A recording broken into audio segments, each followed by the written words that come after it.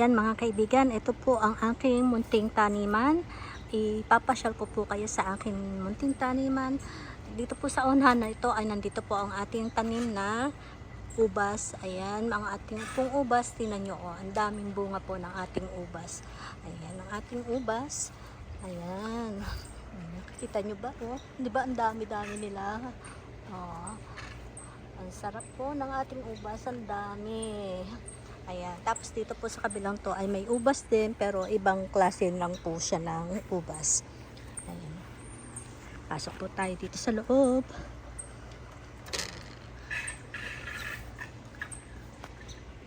Ayan. So, andito po yung ating tanim na ubas. Tapos dito sa ito pong hilera na to ay mga patatas po yan. Tapos dito po ay yung ating mga beans. Ayan, may mga bunga na nga po yung beans na yun. Nakuhanan ko na nga po ito ng bunga. Ayan, oh.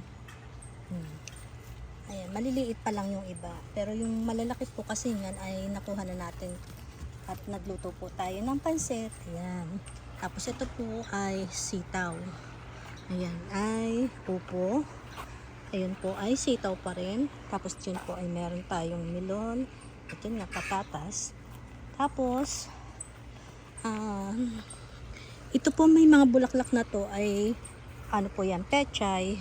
Kaya lang nagbulaklakan na sila. Pero ilang beses ko na po yan nakuhanan ng pechay. Ginamit natin sa ating pagluluto. Tapos meron din tayo diyang ampalaya. Yun po, yan, ampalaya po yan. Tapos ito may mga melon tayong nilagay dito. At itong mga nasa sako po na ito ay patatas. Ayan, patatas po yung nilagay ko sa sako. Tapos dito, mga kamote po yan. Kamoteng bagin.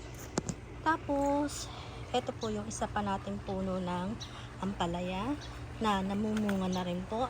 Ayan po, may bunga na siya. Ayan mga kaibigan.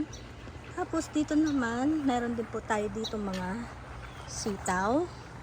At ang ating upo, ayan. Ayan, ito po upo po yan. Ayan. Tapos dito sa likodan ko po, ito po ay mga chicharo. Ayan po ang ating mga chicharo. May mga bunga na rin po yan. At ang dami ko na rin pong nakuha na bunga ng chicharo dito. Ayan po. Oh. Ayan ang ating mga chicharo. Naglawit po ang ating mga bunga ng chicharo. Ayan. Madami na po ako nakuha dyan. Ayan. Mamaya manguha uli po tayo kasi malalaki na po sila. Tapos dito, sa baba po niya, andito po yung ating lettuce. Ayan. At meron din po tayo ditong tanim na talong. Ayan, yung bok choy at spinach. Ayan. Tapos, dito naman, ay meron po tayong sili. Ayan, sili. At doon po sa, ikot na lang tayo. Ito naman po ay ang aking 3 taon na po itong puno ng peach. Ayan po, may mga bunga po din yan. Ayan. Ayan po mga bunga niya. Ayan. Tapos dito sa kabilang side ko po, ito po yung ating kalabasa na namumunga na rin po ang ating kalabasa. Ayan. Tapos, ayan po po. Ayan, may bunga na rin po siya. Ayan. Ayan. Tapos, ito po, meron tayo ditong sibache or yung tinatawag na parang patani ba yun? Lima kung tawagin. Ayan. May mga bunga na rin po yan kahit maliliit pa yung puno niya. Ayan o. At tapos ito pa po yung isa. Tapos dito naman banda, meron din tayo ditong patola. Ayan po, may bunga na yung ating patola. Pero ito po ay sobrang dami na nung naibunga ng patola. But sana naman ay magdire-diretso na po yung ating patola na yan. Dahil ito po ay hindi lang 10 beses na bumunga. Ayan, pero na ano po, hindi po siya tumuloy. Tapos yan, mga sitaw po dyan. Ayan, may kalabasa rin po tayo dito. At meron na rin po siyang bunga. Ayan, namunga na rin po siya. Dito naman ay meron din tayong sitaw at ampalaya. Ayan po yung ampalaya natin. Tumaas na siya. Ayan, ito sitaw, mataas na rin po. Tapos meron pa rin po tayo isang puno dito ng ubas. Ayan. Dito naman banda, yung ating okra. Ayan ang ating okra. Ayan. Hindi pa tayo nakakapagdilig. Magdidilig pa tayo kasi ayan po. Malalaki na rin yung ating okra. Ayan. Tapos ayan yung ating kalbasa. Kaya lang syempre hindi mawawala yata yung ganito talaga na nangyayari na meron na tayong bunga ng ating tanim tapos biglang magiging ganito. Ayan. Kasi ay sobrang init.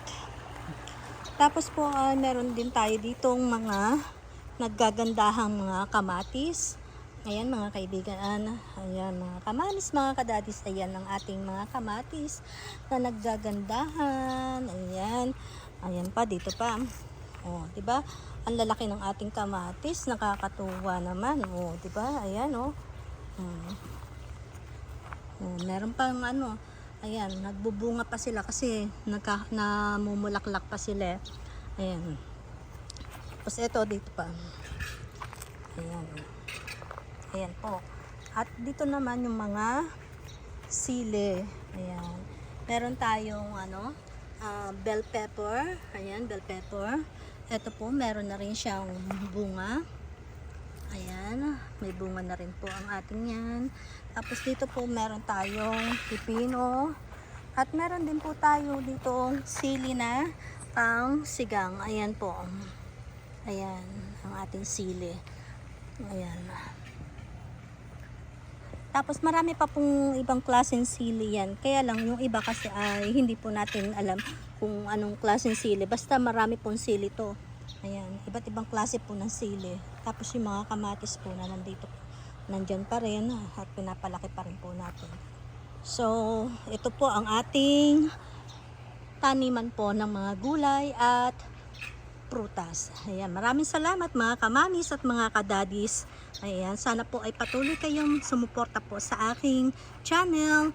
Ayan, maraming salamat po uli. Ingat-ingat po tayong lahat. Huwag po niyong kalimutang mag-like at mag-share at mag-subscribe sa aking channel. Marami pong salamat!